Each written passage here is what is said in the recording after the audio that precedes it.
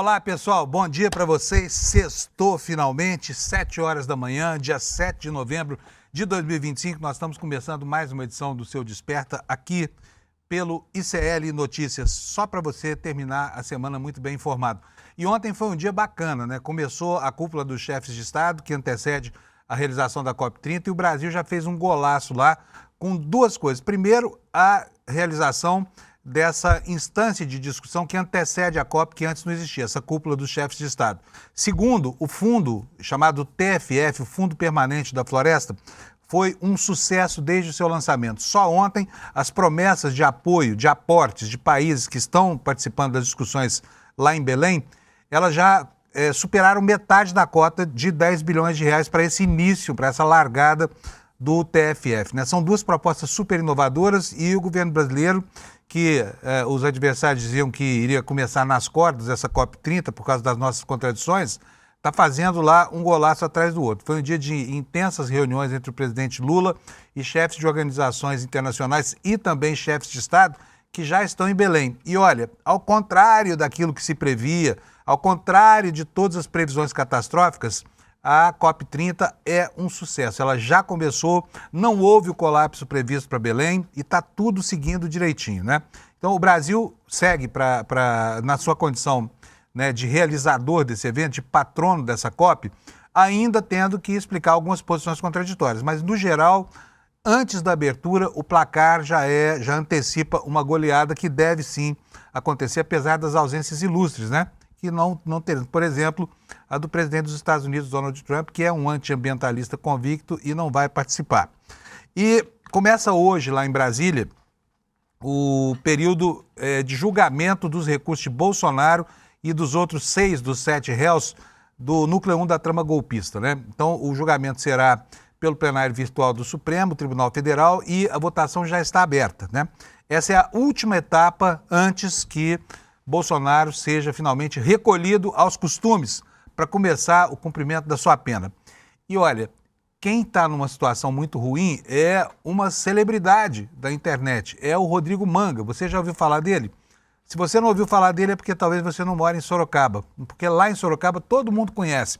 É o prefeito da cidade, aquele sujeito que usa o TikTok para fazer a base da sua comunicação e que tem um comportamento bastante histriônico, como vocês vão ver aqui hoje conosco, né? Está enroladíssimo lá com o desvio de dinheiro da saúde. Foi afastado por 6 meses. O vice-prefeito já assumiu o cargo e promete tocar a administração da cidade para não haver prejuízos. Esses são os destaques principais e eu quero ressaltar uma última notícia aqui, está na capa do site do ICL Notícias, vou até mostrar para vocês aqui, fazer um insight aqui, olha, é uma matéria da Amanda Mendonça, nossa repórter lá em Santa Catarina. Ela está denunciando que emendas da deputada Júlia Zanata, aquela mega bolsonarista armamentista, direcionaram 800 mil reais de dinheiro seu, do contribuinte brasileiro, para um clube de tiro de um amigo da deputada, né? Nós vamos até ver aqui umas cenas da inauguração dessa empresa chamada Top Gun, né? E estão aí os bolsonaristas, né, se amparando com dinheiro do orçamento da União. É isso por enquanto. Antes de mais nada, vou chamar aqui o meu querido companheiro Alex Amorim, porque o Alex hoje acordou feliz da vida. Ele não veio com a camiseta do Palmeiras hoje. O que aconteceu, Alex? Você não ficou satisfeito com os 2-0 de ontem? Então, essa aqui é uma homenagem ao Flaco Lopes, então, aquele argentino, então por isso que eu vi com a camisa argentina. Bom dia, Panunzio, bom dia a todos. E um bom dia especial, Panunzio, para minha irmã que tá fazendo 20 anos. Maria Gabriele, um ótimo dia e um feliz aniversário para você. Parabéns, Maria Gabriele. Isso mesmo. Parabéns. Então, Panunzio, hoje eu acordei feliz. Ontem o Verdão ganhou de 2-0 ali do Santos. Eu fui dormir ali quase meia-noite, meio em êxtase pela vitória e também pelo pontos que o Palmeiras chegou. O Palmeiras chegou a 68 pontos e está ali na liderança agora com 2 rodadas praticamente à frente do Flamengo, Panunzio. Olha só que beleza, hein? Foram 2 gols bonitos, inclusive, né, Alex? Isso, o primeiro ali foi uma jogada do Flaco Lopes, ele ganhou de cabeça e acionou o Vitor Roque, que assim que o domínio já tirou o Gabriel Brazão, que é um ótimo goleiro do Santos, e fez o gol.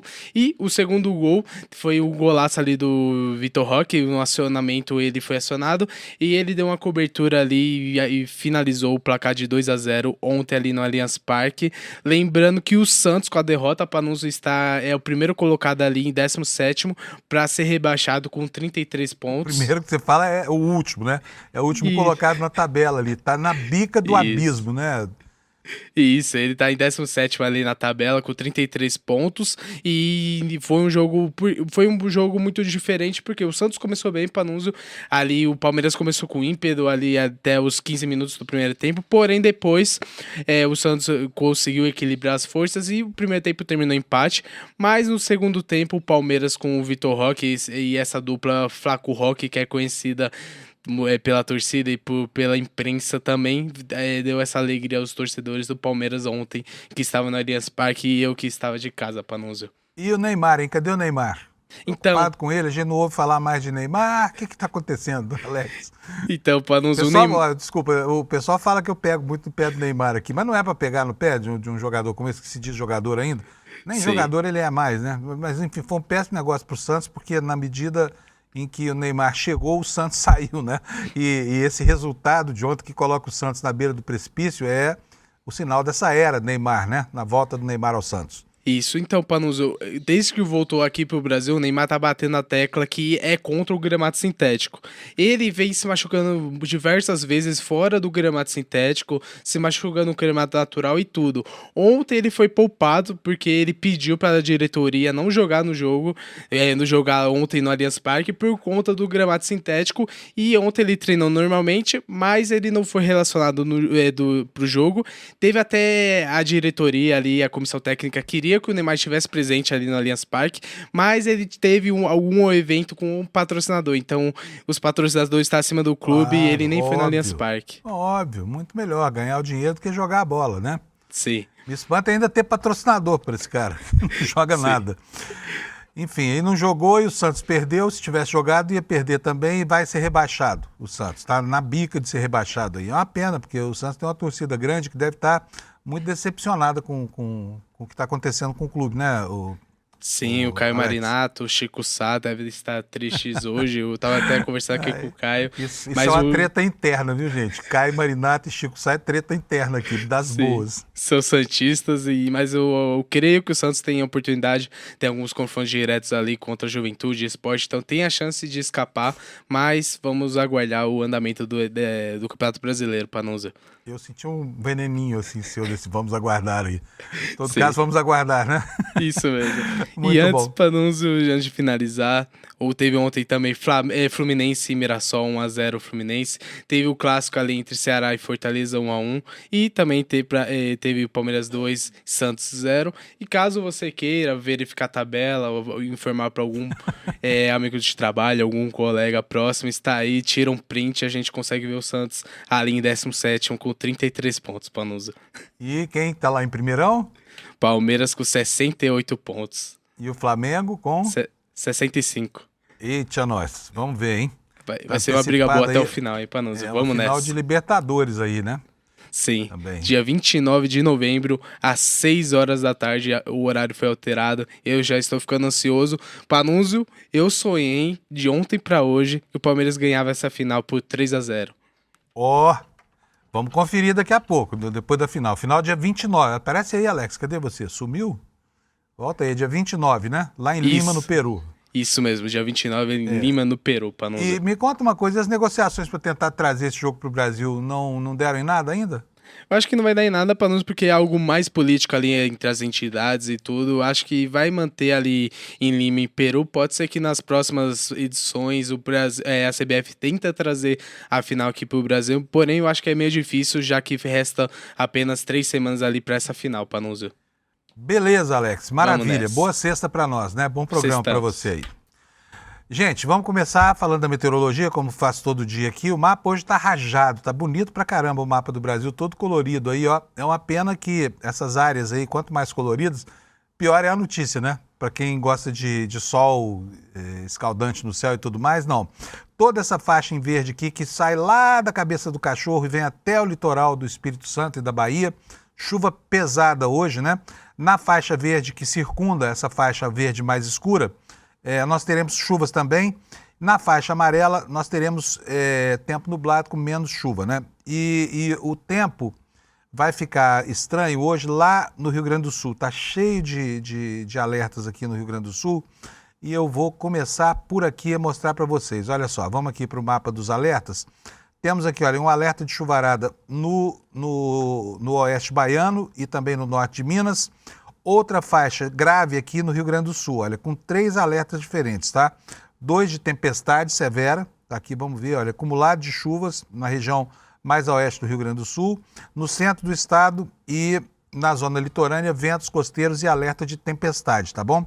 Eu vou abrir esse alerta do meio aqui, não, esse alerta de ventos costeiros não, eu quero este outro aqui, olha, de chuvarada, né? Vai ter chuva grande hoje lá no Rio Grande do Sul, os gaúchos que se preparem, tá? Chuva superior a 60 milímetros, podendo chegar no acumulado a 100 milímetros por dia, com risco de grandes alagamentos, de transbordamentos, grandes deslizamentos de encostas em cidades com tais áreas de risco. Então, esses adjetivos aqui, grande, grande, grande, são da conta do INMET, tá? Aqui não costuma adjetivar, mas hoje está adjetivando. Então, olha, o perigo está em toda essa região aqui, olha, que vai desde Uruguaiana, passa por Santa Maria, vai lá quase na região de Erechim, né, e toma toda essa parte central aqui do estado do Rio Grande do Sul. Agora eu vou voltar aqui com o mapa para que a gente possa ver as temperaturas que hoje vão esquentar no Brasil, né? Apesar da chuvarada, nós teremos um dia de calor aqui. Vamos começar pelo Rio Grande do Sul. Temperatura máxima lá vai ser amena, chegando só a 17 graus. Em Florianópolis vai chegar a 23. Curitiba hoje, né, ao contrário do que acontece todo dia, está com a previsão mais alta do sul, 25 graus de máxima com nuvens apenas, né? Aqui em São Paulo, previsão de 28 graus de máxima com muitas nuvens. No Rio de Janeiro, 28 graus também. Em Vitória, teremos 25 graus e em Belo Horizonte, 30 graus Celsius. Então está aí a previsão do sul e do sudeste. Vamos para o centro-oeste agora, começando com Brasília, 31 graus, chuvinha isolada lá, que os candangos gostam. Goiânia, 33 graus, né, um forno. E Campo Grande, 34, Cuiabá, 38 graus, vai estar escaldante hoje o dia lá em Cuiabá.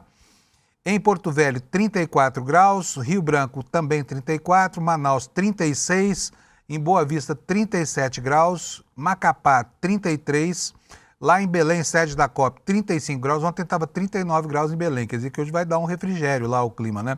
Para o pessoal, né, pelo menos dar uma abanada assim na sombra. Em São Luís, Maranhão, 33 graus, em Teresina, Piauí, a cidade mais quente do Brasil, 39 graus hoje. Nas capitais do Nordeste não chove, né? Poucas nuvens no céu, dia bom para a praia. Fortaleza com 31 graus, Natal com 31, Recife também com 31, Maceió com 32, em Aracaju 31, em Salvador 31 graus, tá? E Salvador, pancadas de chuva isoladas. E por último de tudo, Palmas, Tocantins, 33 graus hoje, mínima de 23, tá aí a previsão do tempo para você. E agora nós vamos passar a ver aqui as matérias no nosso portal, né, e os destaques na edição de hoje. O noticiário está super quente nesse fim de semana. Eu até atualizei aqui a página porque mudou aqui a relação de destaques. A primeira notícia eu não vou detalhar ainda, mas está aí para vocês, é uma reportagem espetacular. De novo, a Amanda, nossa repórter lá em Santa Catarina, trazendo uma novidade aí. Novidade sempre, né? Em terra de bolsonarista, quem tem o olho fica rico, tá? É o caso de uma loja, ou de uma escola de tiro, um clube de tiro chamado Top Gun, tá? De um amigo da deputada Júlia Zanata, essa que é uma grande defensora das armas, inclusive para depor governos, né? E um amigão dela levou 800 mil reais para um clube de tiro, tá? Em algo que o TCU achou estranhíssimo. Daqui a pouquinho a Amanda está aqui para contar para a gente o que é isso. Outro destaque, outro bolsonarista, né, Abílio Brunini, aquele prefeito que se ufanava de não ter nenhum vereador petista na cidade dele, capital do Mato Grosso. Olha aí, a cada dia uma notícia escandalosa de hoje é o seguinte: a Abílio Brunini contrata por R$656 mil um veterinário que participou da campanha eleitoral dele, o empresário Anderson Nogueira, e inclusive apareceu nos programas do TSE da campanha de Abílio Brunini, tá?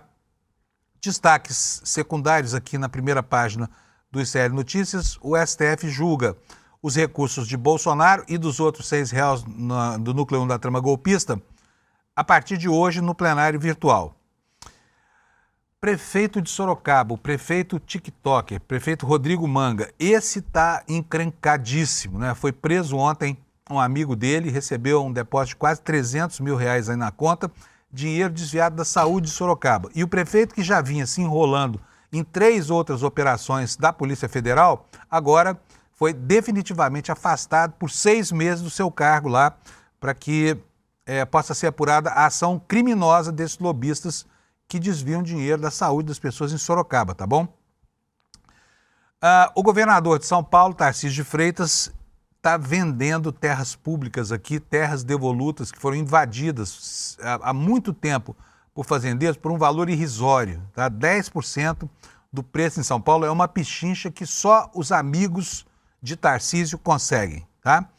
E, enquanto isso, lá em Brasília, Hugo Mota aguardando aqui um acordo de liderança para prosseguir com o PL do terrorismo, que o governo brasileiro refuta de todas as formas, não quer de jeito nenhum ver aprovado, tá? Mas existe uma pressão grande lá e a gente vê que a direita brasileira, ela congrega pelo menos 317 votos, a julgar pela votação daquele PDL, o Projeto de Decreto Legislativo, que anulou um decreto do CONANDA que dava o direito a crianças estupradas de abortarem legalmente, né? Eles não querem isso. Preferem que essas crianças desenvolvam a gravidez de filhos de estupradores. É difícil entender o que essa gente pensa, né? Então nós vamos começar agora a detalhar as notícias do dia. Eu vou começar com destaque do UOL e da Folha de São Paulo. A manchete é essa que está aí: Supremo começa a julgar hoje o recurso de Bolsonaro contra a condenação por golpe de Estado. O que nos diz a notícia? Primeira turma do Supremo começa hoje a analisar os recursos apresentados pelas defesas de Bolsonaro e de outros 6 dos 7 condenados contra a condenação na trama golpista. O julgamento terá início às 11 horas e vai até o dia 14 de novembro, né, véspera do feriado, no plenário virtual do Supremo. Alexandre de Moraes será o primeiro a votar. A turma é composta também por Carmen Lúcia, Cristiano Zanin e Flávio Dino. E aqui, olha, no site HJUR, no site jurídico, nós temos aqui a informação de que Luiz Fux não votará nesse recurso no julgamento da trama golpista. Você há de se lembrar que ele se ofereceu para continuar participando de votações que já estivessem agendadas. O recurso não está agendado, ficou de fora. O que nos diz aqui a matéria no site do ICL? O Supremo confirmou ontem, quinta, que o ministro Luiz Fux não participa do julgamento do recurso apresentado pela defesa do ex-presidente Jair Bolsonaro no processo que o condenou por tentativa de golpe de Estado. A análise começa nesta sexta-feira no plenário virtual, como eu já falei, seguirá até o dia 14. Fux, que foi o único a votar contra a condenação de Bolsonaro, migrou para a segunda turma pouco mais de um mês depois da sentença, né? Apesar disso, ele chegou a se colocar à disposição para continuar participando dos julgamentos já iniciados na antiga turma, mencionando uma lacuna regimental. No entanto, segundo o Supremo, a resolução 642/19 determina que a composição da turma é definida no dia do início da sessão, o que torna o recurso um novo processo sem obrigatoriedade da presença do Fux. Portanto, como os recursos, né, foram apresentados depois da decisão anunciada de migrar de turma, Fux perdeu o acesso ao contrário do que ele pretendia, né? E, bom, aí vem a discussão sobre a pretensão desse recurso. O que os advogados pretendem com embargos de declaração, que são recursos que normalmente não alteram nada, eles são feitos apenas para esclarecer pontos obscuros da sentença, né? A reportagem aqui explica que o recurso de Bolsonaro é uma tentativa de reverter a condenação de 27 anos e 3 meses de prisão aplicada por crimes como organização criminosa, tentativa de abolição violenta do Estado de Direito, golpe de Estado e tudo mais que você já sabe, tá? Próximo destaque, vamos entrar aqui já na discussão da COP30. E eu vou chamar desde já, Alex, o Lula tá ok aí? Posso chamar? Então, beleza, vou chamar o Lula Costa Pinto para me ajudar aqui, porque o Lula é o homem mais bem informado de Brasília. Está lá o meu querido companheiro Lula, um madrugador emérito. O Lula, 4h30 da manhã, já está mandando mensagem para o meu zap, né, Lula? Panunzi, o que nós vamos falar hoje? A gente bem que queria acordar, mas, bom, eu sou madrugador mesmo, então tanto faz, né? Mas o Lula é um homem muito bem informado e começa muito cedo a se informar. Por isso que ele chega no final do dia super bem informado. Lula, vou ler aqui para você a notícia do Valor Econômico, que eu queria depois saber como é que você analisa isso. Por quê? Por que eu vou ler essa manchete para vocês antes do Lula?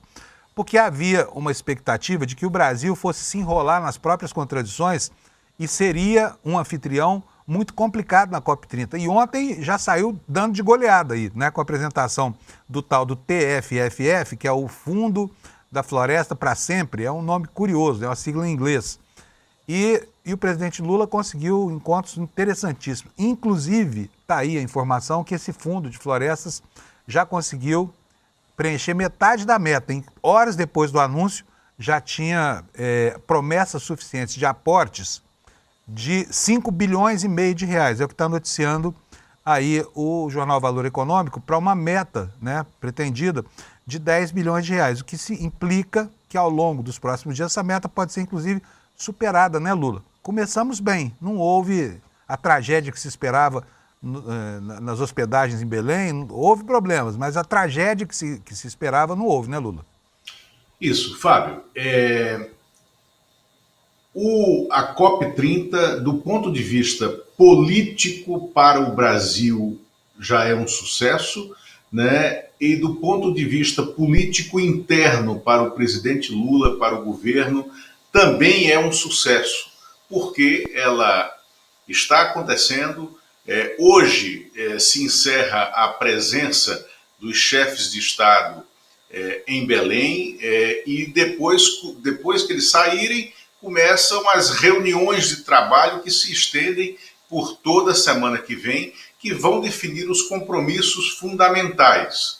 Agora, esse Fundo para a Floresta Tropical para Sempre, o TFFF, né, da sigla em inglês, é um sucesso retumbante e é uma criação própria, nativa, original do governo brasileiro, do presidente Lula, da diplomacia brasileira. O que é esse fundo? E por que ele é uma vitória tão retumbante a existência dele e o início das adesões pesadas que começaram com a Noruega dos países dos países ricos, né? Esse fundo ele tem uma diferença não pouco sutil com o passado. Ele vai financiar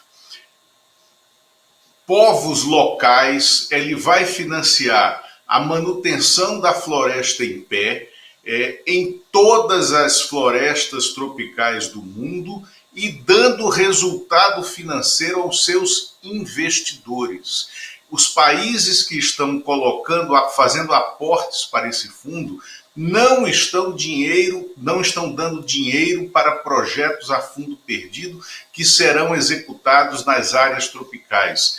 Eles estão fazendo um investimento e terão retorno eterno sobre esse investimento, retorno financeiro e retorno em créditos de carbono nos programas que vierem a ser criados no futuro. E ele é revolucionário pela construção dessa adesão global. Hoje, espera-se, os maiores aportes foram Noruega, 3 bilhões, França, 500 milhões de dólares, né? Brasil se comprometeu com 1 bilhão de dólares, Indonésia se comprometeu com 1 bilhão de dólares, né?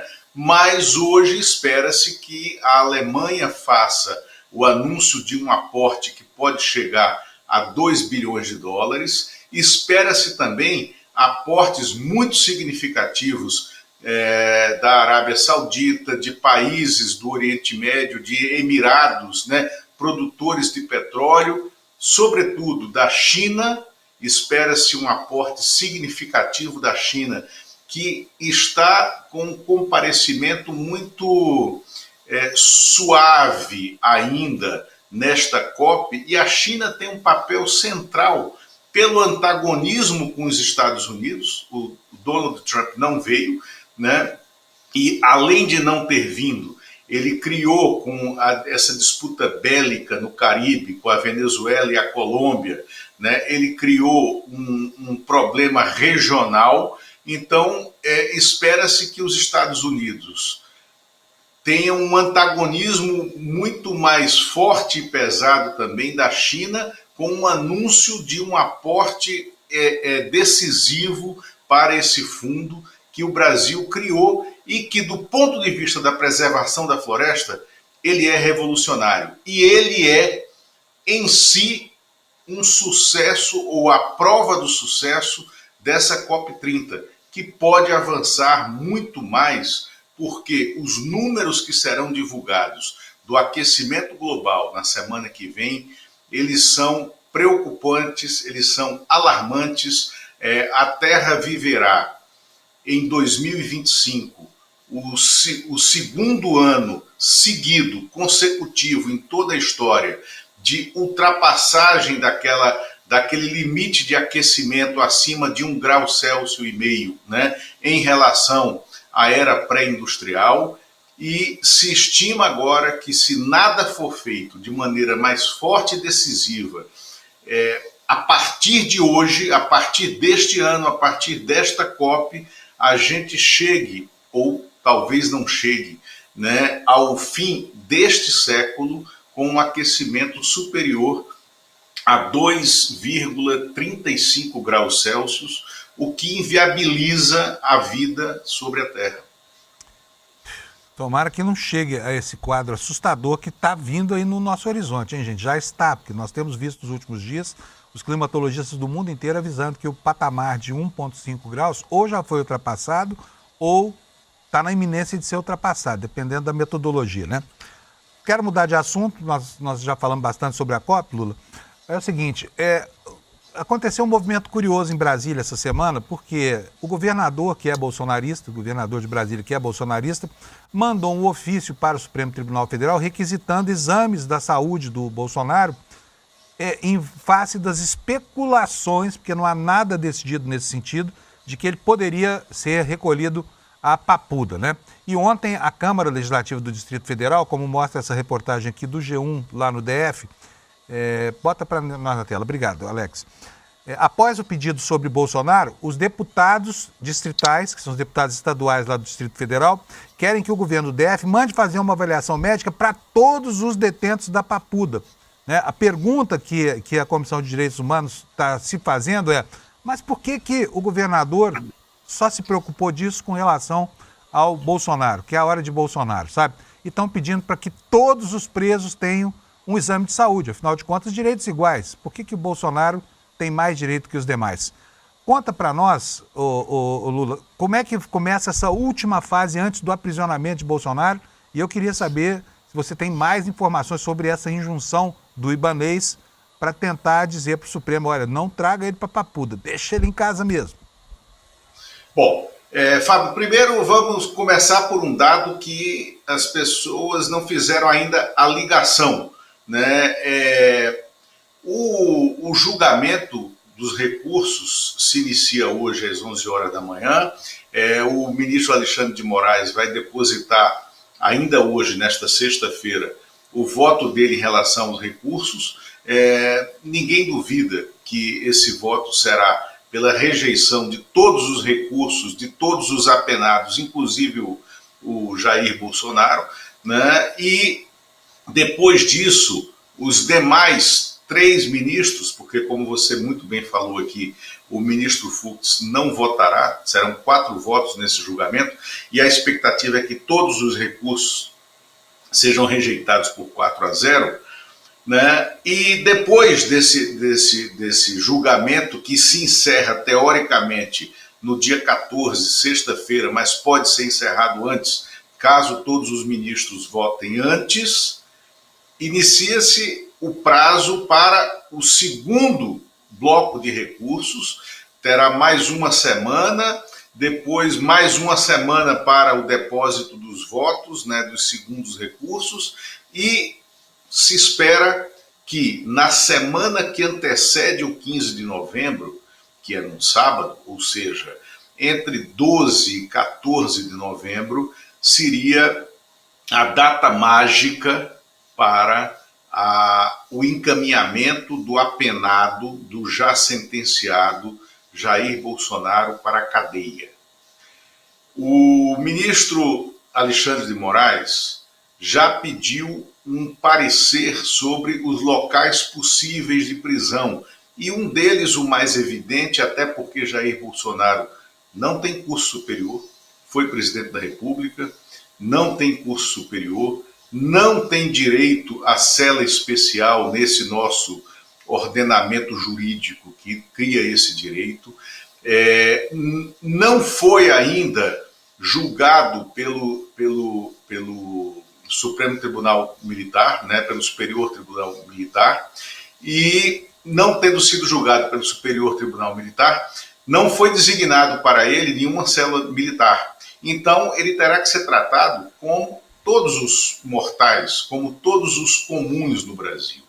E o que é incomum é essa manifestação do governo do Distrito Federal, que foi indeferida liminarmente pelo ministro Alexandre de Moraes, justamente com essas mesmas razões dos deputados distritais de oposição aqui no Distrito Federal. Por que tratar Jair Bolsonaro como um diferente? Por que questionar a capacidade de Apapuda, que recebeu os presos, né, justamente ou injustamente, do caso do mensalão anterior mesmo à Lava Jato, né, que recebeu em suas celas aqueles presos, que recebeu, por exemplo, o ex-senador Luiz Estevão, hoje empresário, dono do site Metrópolis, em Brasília, maior empresário da comunicação em Brasília e de outros ramos. O Luiz Estevão esteve na Papuda, aonde ele reformou alguns blocos lá na Papuda. Você teve presos na Papuda ex-ministros, ex-senadores, ex-deputados que estiveram naquelas celas e que cumpriram as suas penas normalmente, inclusive alguns desses apenados, justamente ou injustamente, no mensalão, mas que tinham graves problemas de saúde e que usaram o sistema da própria Papuda. E por que seria diferente em relação ao Bolsonaro?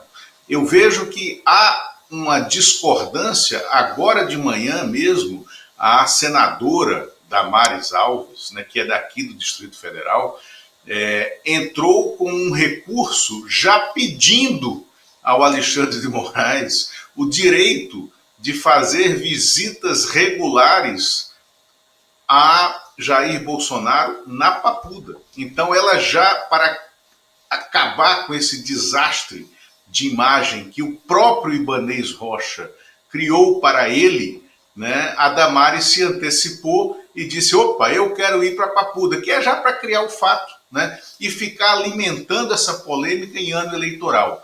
Mas tem um dado, Fábio. Você ouviu falar essa semana de PL da dosimetria? Uhum. Não, nem eu. Zero. Né?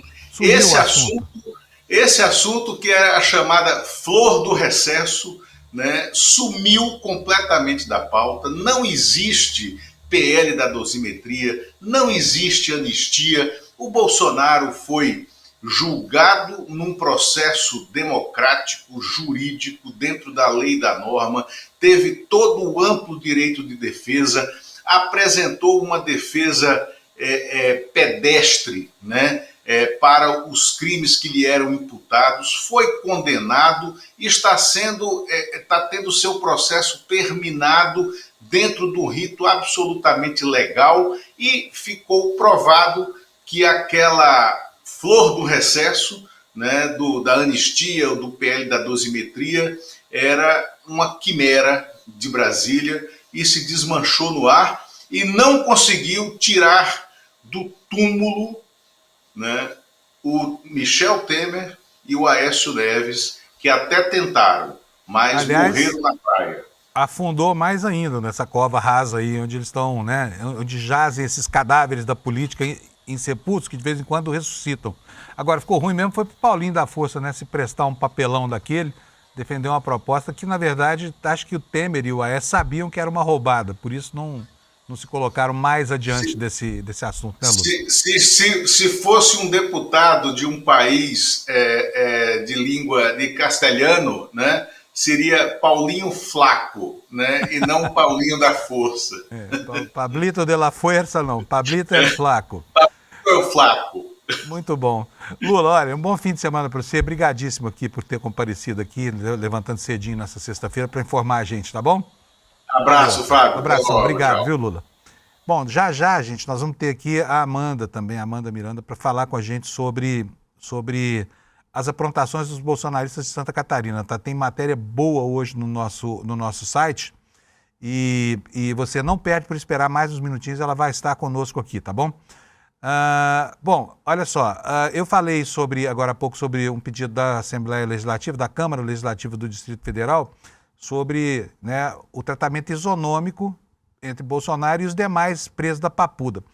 Francamente, aqui, não acredito que Bolsonaro vá para Papuda, não, entendeu? Até por uma questão de isonomia, de aplicação do mesmo tratamento, ele precisa, de acordo com a legislação penal e processual penal, começar o cumprimento da pena recolhido, né, preso mesmo, de verdade. Como aconteceu com o Collor lá em Maceió. Começou preso, logo foi para casa. E esse início, no entanto, está sendo conturbado por iniciativas do governador Ibanez, que é um amigo, é chapa do Bolsonaro, é um bolsonarista, né? Teve enrolado até o pescoço lá com o 8 de janeiro, depois se livrou das imputações, mas causou estranheza mesmo na Assembleia, na Câmara Legislativa lá. A Câmara escreveu o seguinte, olha só, sobre essa iniciativa do governador. Causa auspiciosa surpresa, vou até colocar maior aqui para você poder ler junto comigo, olha. Causa auspiciosa surpresa a preocupação manifestada pela SEAP, que é a Secretaria de Assuntos Penitenciários, com a adequação do sistema prisional do Distrito Federal às condições de saúde do apenado Jair Messias Bolsonaro. Essa louvável iniciativa, contudo, não pode ser aplicada de forma seletiva, sob pena de configurar uma violação aos princípios constitucionais mais elementares que regem o Estado Democrático de Direito. É o que diz o documento aqui, o G1 teve acesso. Portanto, eles querem um tratamento isonômico, né? E lembrando aqui que a Papuda já teve no palco aí, né, de outras denúncias de tratamento não isonômico, não equitativo, né? Por exemplo, quando o empresário Luiz Estevão foi preso, ele mandou reformar uma ala da Papuda, né? O pessoal fala que é o SPA da Papuda, o SPAPuda lá de Brasília, fez uma reforma lá, isso depois foi denunciado, enfim. A questão da sensibilidade de Brasília para autoridades que se dão mal, né, que caem nas malhas da justiça e que acabam indo presos, é absurda, né? E me espanta o governador ter a coragem de tomar uma medida dessa, assim, tão individualizada, né? Só para uma pessoa. E os outros 27 mil que estão lá? Faz muito bem a Assembleia Legislativa de Santa Catarina. Pessoal, vamos falar um pouquinho agora sobre as aprontações dos bolsonaristas lá em Santa Catarina. O Alex está dizendo aqui que a Amanda ainda não está posicionada. Nós já vamos chamar ela. Então, eu vou começar aqui a trazer o assunto para vocês. É o seguinte, desde que a Amanda passou a trabalhar aqui no ICL, o ICL virou uma referência em assuntos muito estranhos que acontecem lá em Santa Catarina, que é a capital brasileira do bolsonarismo, né? Nós estamos vendo lá porque a lupa que a Amanda coloca sobre as ações dos bolsonaristas em Santa Catarina é uma lupa muito afiada e ela tem um baita faro de repórter e está lá todo santo dia trazendo uma novidade como essa. Olha, a Júlia Zanata, aquela deputada da Tiara, aquela que leva o filho em sessões de ocupação da mesa da Câmara lá em Brasília, essa mesmo, aquela que faz discursos armamentistas muito empolgados, né? Pois saiba que ela apresentou uma emenda destinando R$800 mil, como está aqui na manchete, para um clube de tiro chamado Top Gun, que é de um amigo dela. Bolsonaristas são muito solidários, né? Então vamos ver aqui o que trata isso. Daqui a pouquinho a Amanda vai explicar para a gente do que trata essa história aqui. A aplicação de uma emenda de R$800 mil da deputada Júlia Zanatta em um clube de tiro de um amigo na cidade de São José, na Grande Florianópolis, está sob suspeita de direcionamento. A auditoria finalizada pelo Tribunal de Contas de Santa Catarina sugeriu um encaminhamento para a Polícia Federal e para o Ministério Público Federal diante da gravidade do que foi encontrado ali. Há indícios de que a Prefeitura tem imposto regras seletivas, tá? Para que a empresa, que se chama Top Gun, como eu falei, com quem a parlamentar tem relações, fosse contemplada por essa maravilha, né, de R$800 mil assim no colo desses empresários. Irregularidades desde os estudos pré-licitação até a seleção do clube aparecem na análise do Tribunal de Contas de Santa Catarina, em uma ação integrada com o Tribunal de Contas da União. Os indícios vão desde leniência até fragilidade na vistoria de qualificação técnica do clube. Além disso, o órgão aponta a possibilidade de conluio entre duas empresas do mesmo ramo e a adulteração de documentos no processo realizado para a contratação da Guarda Municipal. A avaliação, que faz parte do trabalho coletivo de tribunais de contas do Brasil, traz mais de 200 tópicos com problemas relacionados só à aplicação dessa emenda. O relatório de instrução do TCE de Santa Catarina sugere que os fatos podem caracterizar improbidade e aponta para a ocorrência de crime previsto no Código Penal, a frustração do caráter competitivo da licitação, fraude à licitação. Alex, a Amanda já está posicionada? Beleza, então vamos colocar a Amanda aqui conosco no vídeo. Amanda, bom dia. Parabéns mais uma vez aqui para começar o dia aqui. A gente já começa o dia falando parabéns para Amanda. Tudo bem, Amanda? Obrigada, querido. Que diabo de coisa é essa que está acontecendo aí com a Júlia Zanatta? Mas eles não são tão moralistas, não falam tanto que não há corrupção entre bolsonaristas e tudo mais? Destrincha para nós, Amanda, por favor. Então, primeiro quero agradecer de novo pelo espaço aqui no Desperta, um espaço que já está virando rotineiro, gosto muito de estar aqui. Bom dia para toda a comunidade que está acompanhando também a programação e pela tua menção muito elogiosa e generosa também, né, ao meu trabalho. Fábio, essa história ela é muito, justa, ela tá? beira o inacreditável. Obrigada. Essa história para mim ela beira o inacreditável, assim. E quando ela caiu no meu colo, e aqui eu quero fazer uma menção também ao trabalho incansável e muito relevante dos tribunais de contas no contexto dessa aglutinação. Esse relatório que eu tive acesso, ele na verdade está sendo feito por cada um dos estados que fazem parte de uma rede, que é a chamada Rede Integrar. E todos coordenados pelo Tribunal de Contas da União. E eles realmente tentam desvendar o que está sendo feito com essas emendas, que até pouco tempo atrás eram um orçamento secreto e eram uma caixa preta. Então, esse trabalho que eu trago agora e que está reportado aí no site do ICL, na verdade, ele foi um trabalho completamente feito pelo TCE, com supervisão do TCU, e ao jornalista, nesse caso, só cabe dar visibilidade para esses achados. Em outros casos, eu descubro as coisas, mas nesse caso foi o TCE que descobriu tudo. E, na verdade, isso beira o inacreditável, porque todo o processo está coberto de irregularidades. A Júlia Zanatta, ela direciona uma emenda para a Prefeitura de São José para aplicar em cursos de instrução de tiro para a Guarda Municipal. Apenas uma empresa concorre no pregão eletrônico estipulado pela Prefeitura, conforme o regramento da Lei de Licitações, e essa empresa, olha só, ela é de um amigo da Júlia Zanatta, e não só de um amigo, como ela foi palco. A própria empresa que recebeu essas emendas e que deve receber mais verbas públicas, porque o valor global possível do contrato é de mais de 3 milhões de reais, ela foi palco de um evento político um dia depois da assinatura de um decreto do presidente Lula em 2023, em que ele começava a controlar aí o armamento da população, que no governo Bolsonaro foi completamente descaracterizado, né? A gente virou um país que cultuava as armas. E quando Lula assinou o decreto, no dia seguinte, houve a inauguração desse clube de tiro que é do amigo da Júlia Zanatta, um evento completamente político, estava lá o governador do estado, estavam todos os deputados da bancada da bala do estado de Santa Catarina, e é lá que ela diz aquela frase que se tornou também manchete em vários veículos de comunicação: todo poder emana de um cano de uma arma. Então foi para esse clube que ela inaugurou um dia após o decreto do armamento, que ela destinou aí essa emenda de R$800 mil, que pode se multiplicar, caso não haja uma ação aí por parte dos órgãos de controle para tentar impedir isso também. Amanda, na reportagem da Amanda, ilustrando essa reportagem, tem um vídeo que correu às redes sociais, que denota exatamente, que mostra a proximidade. Quero até que o Alex bote para mim no ar aqui essa foto que ilustra a matéria, antes de colocar o vídeo. Você pode reparar que aqui, olha, no banner que está aqui debaixo da deputada, a frase é: não é sobre armas, é sobre liberdade, que é o slogan que transforma a causa desses picaretas, porque não há um outro nome para definir, né, em grandes causas a serviço de uma democracia que o tempo inteiro eles insistem em fustigar. Agora eu vou mostrar para vocês o vídeo que a Amanda descobriu, que está lá no perfil da Júlia Zanata, dela participando do Converscote de inauguração da Top Gun, essa empresa aquinhoada por ela, com dinheiro grande, R$800 mil, né, numa licitação viciada. Bota o vídeo, Alex, por favor. Parabéns, Alexandre, parabéns, Aba, Moratelli, a todos os responsáveis por esse empreendimento aqui.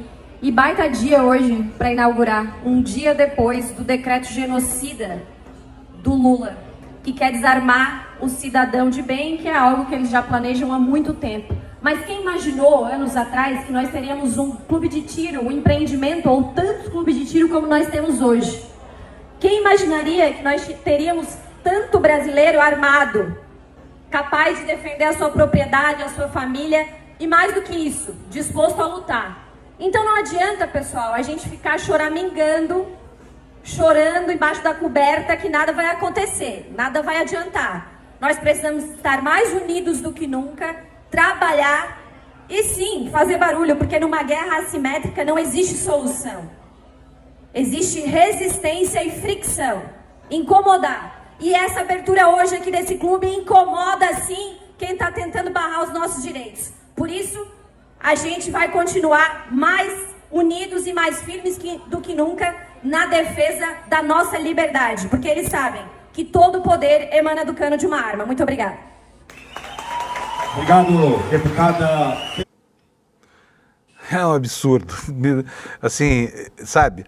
Como assim, dispostos a lutar? Estavam preparando a guerrilha de direita armada no Brasil, um grupo paramilitar a partir dessa... E aí, né, quando ela fala que toda luta exige fricção, ela esqueceu que tem também mecanismos de contenção, como esse que a Amanda citou para a gente, né? O Tribunal de Contas do Estado, que sem nenhuma arma derrubou um bando de pilantras com essa anotação negativa sobre essas relações promíscuas da deputada com a Prefeitura de São José, com esse clube de tiro, né, Amanda?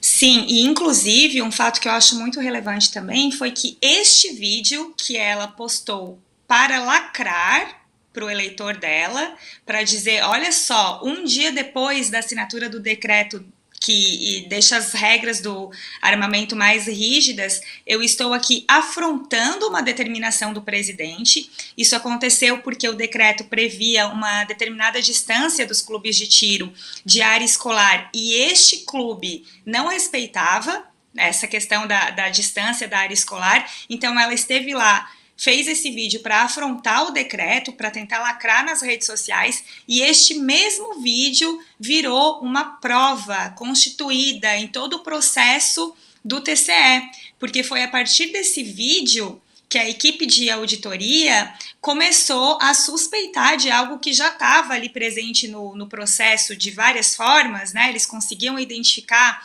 através da metodologia que existia uma possibilidade grande de direcionamento, mas com esse vídeo eles descobriram que existia uma relação de proximidade e amizade entre a deputada e os proprietários do clube. Então, o vídeo, que era para ser uma fonte de lacre, de aplausos e de homenagens das pessoas bolsonaristas, armamentistas para essa deputada, virou algo que pode depor contra ela, que pode fazer, inclusive, ela ser investigada e o Clube dos Amigos dela pela Polícia Federal e pelo Ministério Público Federal, porque esse é um encaminhamento do relatório do TCE que vai ser entregue aí pelo TCU, que vai ter as suas diligências confirmadas pelo TCU. O TCU vai dizer, encaminhamos ou não encaminhamos para a Polícia Federal e para o MPF. Mas com a consistência dos achados, como eu falei ali, são mais de 200 pontos enumerados de fragilidades, tem até adulteração em datas de assinatura. São realmente achados muito graves, a ponto do TCE dizer, olha gente, isso aqui é caso de polícia, a gente precisa avançar nas investigações, porque não pode ser só uma questão administrativa de um furo num processo licitatório. Muito bom, Amanda. Parabéns de novo pelo seu trabalho. E só quero fazer mais uma perguntinha. Na treta do Carluxo, temos novidades de ontem para hoje, não? Então, é muito curioso porque no vídeo que a gente exibiu, que você exibiu agora, estão lá os personagens. Está lá a Ana Caroline Campanholo, o Jorginho Melo, o Jorge Saif. O Jorge Saif eu não lembro se está, mas provavelmente ele estava próximo desse evento também porque ele é armamentista. E as novidades não param de acontecer, é um minuto a minuto aqui, né? Ontem o Carlos Bolsonaro voltou a se pronunciar sobre isso, ele está realmente se sentindo meio acuado e tentando descobrir quem é que está tentando minar a pré-candidatura dele, mas aqui em Santa Catarina a gente já sabe que é uma articulação, um fogo amigo do grupo do governador. Pois é, nessa briga a gente continua torcendo pela briga mesmo, que ela seja prolífica aí e consiga nos afastar 3 Bolsonaros de uma vez só das urnas do poder na próxima eleição, que é o que está pintando aí no cenário. Amanda, brigadíssimo para você, bom fim de semana, viu? E parabéns uma vez mais pelas suas reportagens. Obrigada, querido, até a próxima. Tchau, tchau. Bom dia para todo mundo. Bom, as aprontações de bolsonaristas, gente, não param. E essa gente tinha a pachorra, né, de fazer discursos muito moralistas. Somos incorruptíveis. Só que o chefe do bando rouba relógio dado de presente para o Brasil, né? O chefe do bando só faz transações imobiliárias com dinheiro vivo. Então, os outros que estão subordinados a ele veem isso com muito bons olhos, né? Acham que tem que aprontar. Um desses bolsonaristas é o prefeito de Sorocaba, Rodrigo Manga, conhecido como prefeito TikToker, se enrolou tanto com corrupção que agora está afastado da prefeitura de Sorocaba, né? Uma cidade aqui do lado de São Paulo. A minha família mesmo teve várias legiões de prefeito dessa cidade, todos eles terminaram mandatos pobres e honestos. Rodrigo Manga não, Rodrigo Manga é um sujeito que voluptuosamente se apoderou, segundo investigações da Polícia Federal, né, e de 3 operações seguidas de dinheiro que deveria cuidar da saúde dos seus munícipes enquanto ele faz o seu proselitismo. Se você não sabe muito bem quem é esse prefeito, TikToker, eu vou apresentar um dos vídeos para você. O que ele faz? Ele lacra nas redes sociais, tira sarro de todo mundo e se apresenta sempre como um sujeito de grandes ideias, né? Olha só o que o cara é capaz de fazer. Gente, vê se isso é coisa de prefeito de uma cidade que tem quase 1 milhão de habitantes. Roda o vídeo para mim, Alex. Vamos ver o que esse prefeito costuma fazer na internet.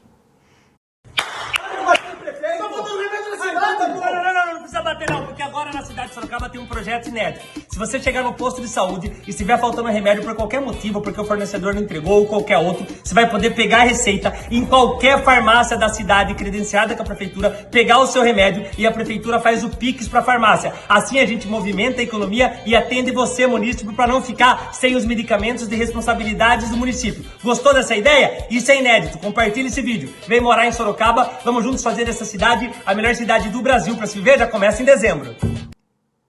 Engraçado ele, faz cada coisa engraçada na internet, e aí vocês viram que ele estava tratando de saúde, né? Pois foi justamente aí mesmo que ele se enrolou. Olha aqui a manchete no site do ICL. PF prende amigo do prefeito de Sorocaba por depósito suspeito de 237 mil. O empresário ligado a Rodrigo Manga é acusado de operar o esquema de divisas na saúde e repassar dinheiro para quem? Para a conta da mulher desse prefeito TikToker. Vou ler aqui para vocês, matéria do André Fleury, do Francisco Lima Neto, da Folha Press, no nosso site. O empresário Marcos Silva Motti depositou 237 mil reais, olha, e uma curiosidade, hein? Em notas pequenas, parece nota de dinheiro de dízimo, né? Nota de 2, nota de 5, nota de 10 e 20, que segundo o relatório da inteligência financeira estavam úmidas, estavam mofadas, tinham mau cheiro. Valores caíram em contas bancárias de empresas em nome dele, que serviram, segundo a Polícia Federal, para esconder os recursos desviados da saúde das pessoas lá em Sorocaba, aqui pertinho de São Paulo. Motti foi preso nesta quinta-feira na segunda fase da operação Copia e Cola, que apura desvios na gestão do prefeito Rodrigo Manga, bolsonarista do Republicanos, que foi afastado do cargo também nesta quinta no âmbito da mesma investigação. Ele e Manga são amigos e muito amigos, segundo a Polícia Federal. O estado dessas notas depositadas em 2021 e 2022, revela aqui um trecho do inquérito, indica acondicionamento por certo tempo de maneira inadequada, sugerindo a ilicitude da sua origem. Quem é que guarda dinheiro em nota miúda, né, em um lugar mofado, úmido, né? É só quem está escondendo o dinheiro. Ou na sua carteira tem alguma nota mofada? Bom, a operação apura suspeitas de corrupção ativa e passiva, de peculato, que é desvio de dinheiro público, fraude em licitação, lavagem de dinheiro, contratação inadequada, etc, etc, etc. A Folha de São Paulo, advogados de morte afirmaram que a prisão é desnecessária, se deve a conjecturas e a especulações da Polícia Federal. E a defesa diz que ele sempre, aí o empresário, né? Ele sempre esteve à disposição das autoridades e já prestou esclarecimentos iniciais e, desse modo, trataremos desses pontos ao tribunal, que poderá compreender melhor os fatos. E o fato é que isso fez com que Rodrigo Manga fique afastado por 6 meses, que por si só já é uma vergonha da sua caótica administração em Uberaba, tá? Bom, próxima notícia. Já falamos aqui da Zanata, vamos falar agora das aprontações de outro mega bolsonarista, o governador Tarcísio, que está dando terra para invasor, está dando de presente, assim, cobrando uma importância simbólica por terras que valem uma fortuna no noroeste do estado de São Paulo. Manchete no nosso site. Tarcísio desperdiça oferta lucrativa e vende terras públicas por 10% do preço em São Paulo. O governador nunca respondeu a uma proposta que oferecia um ganho maior ao estado de São Paulo em troca do repasse dos terrenos para a reforma agrária. Preferiu dar para latifundiário ladrão, né, que se apropriou das terras e que agora está sendo aquinhoado, presenteado, né, praticamente, com a cessão quase que gratuita das terras que eles tomaram, terras públicas. A matéria diz o seguinte, matéria da Amanda Aldi, da agência pública. O governo Tarcísio Freitas está vendendo as terras públicas griladas com descontos que chegam a 90%, como uma forma de engordar os caixas do Estado. Tarcísio espera receber 1 bilhão e 600 milhões pela venda desse terreno. Só que o ganho poderia ser muito maior se tivesse aceito uma proposta do Ministério do Desenvolvimento Agrário, do MDA, tá? Não é de especulador e grileiro, não. Do governo federal, que se ofereceu para pagar 100% do valor de mercado pelas mesmas áreas para destiná-las à reforma agrária. Se a proposta do MDA tivesse sido aceita, a arrecadação prevista poderia aumentar até 6 vezes. Chegaria, sabe quanto? 7 bilhões e 600 milhões. Ela será de 1 bilhão e 600 milhões. Considerando os descontos médios que vêm sendo aplicados nas transações, segundo estimativas da bancada do PT na Assembleia Legislativa do Estado de São Paulo. O governo Tarcísio disse que não recebeu até o momento nenhuma proposta formal sobre transferências de áreas públicas estaduais para o governo federal. No entanto, a tratativa foi formalizada em um ofício do MDA de novembro de 2023, em e-mails trocados ao longo de 2025 e em pelo menos 5 reuniões entre membros dos dois entes, segundo dados a que a agência pública teve acesso. Então está aqui essa vergonha que vem sendo denunciada, né? E vem sendo denunciada de maneira sistemática, né? Todo mundo está sabendo do escândalo. Depois baixa a Polícia Federal e os bolsonaristas vão falar que é perseguição religiosa, tá? Que é perseguição política. Antes de encerrar o jornal, tem aqui que citar 2 artigos que eu vou chamar a sua atenção e pedir para que você leia no site do ICL Notícias. Olha, o primeiro deles, a ABIN identificou 31 facções com poder para afetar a segurança nos estados. Essa matéria trata do seguinte: a Agência Brasileira de Inteligência apresentou na audiência desta quinta-feira, na Comissão Mista de Controle da Atividade de Inteligência, a SECAI do Congresso Nacional, um panorama atualizado do crime organizado no país. O coordenador da análise de conjuntura se chama Pedro de Souza Mesquita e o diretor de inteligência interna Esaú Samuel Lima Feitosa relataram que a agência está concluindo um mapeamento com 31 grupos com potencial de afetar a segurança dos estados, 3 deles com atuação nacional.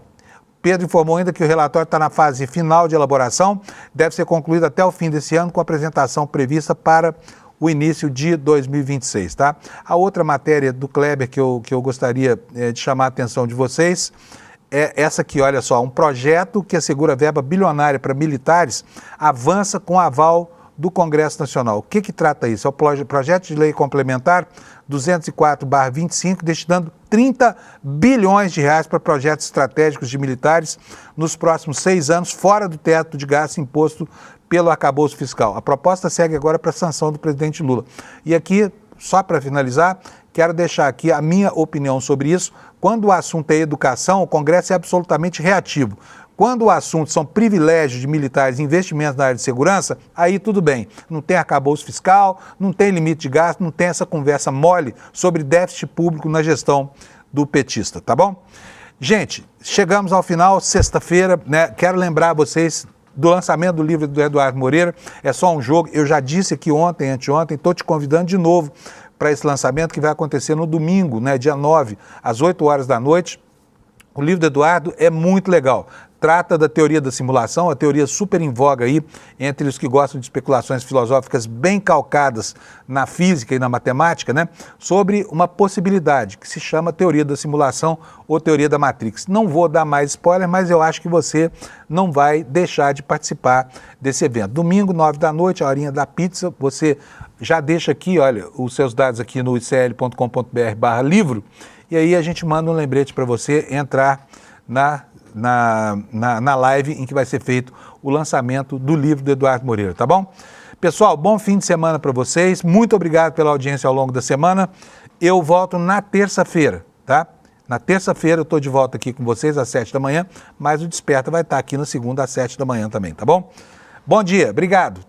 Fala turma, 9 de novembro vou lançar online meu novo livro, É Só um Jogo, e se nada disso for real. Um livro que traz conceitos de filosofia, de física, de matemática e tem um mergulho, né, sobre essas questões existenciais e trazendo todo esse tema de inteligência artificial com as mudanças que o mundo está passando, que ninguém vai ficar igual depois de ler esse livro.